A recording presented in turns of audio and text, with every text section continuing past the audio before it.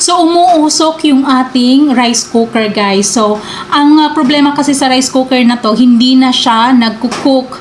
Or kung nagkukook siya, maya-maya babalik siya sa yung warm. So, hindi siya nagluluto, guys. At yung bigas mo, para siyang magiging malambot na hindi mo yung taste niya nag-iiba.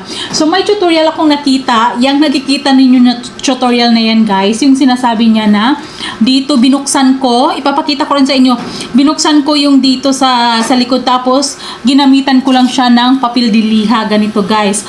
Tapos, magiging okay na siya.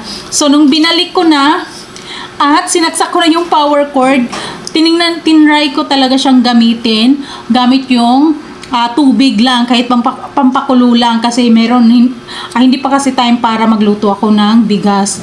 At umuusok siya, guys.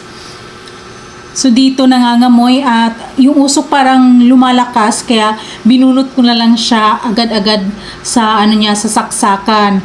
Kaya kapag hindi rin talaga safe, guys, hindi siya safe kung kunyari ganito, di kuryente, tapos hindi tayo expert, tinatry natin, so hindi siya safe. So, mas mabuting kung hindi tayo talaga magaling, hindi natin linya yung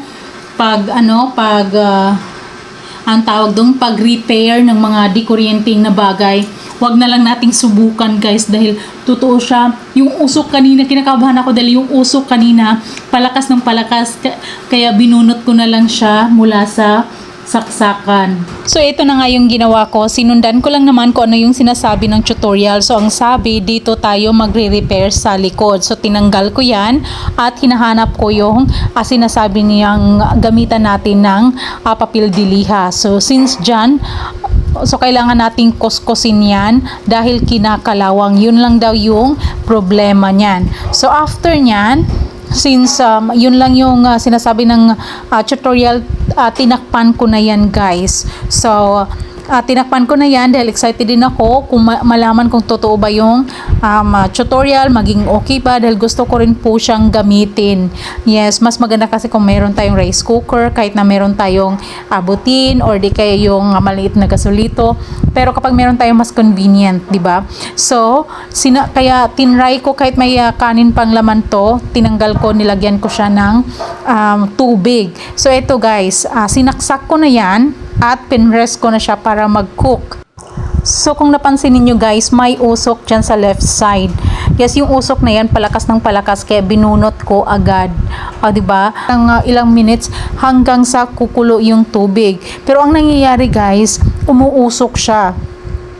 Yes, umuusok siya nung napansin ko na yung usok niya at palakas na palakas, kaya binunot ko siya agad sa aming sasaksakan, guys.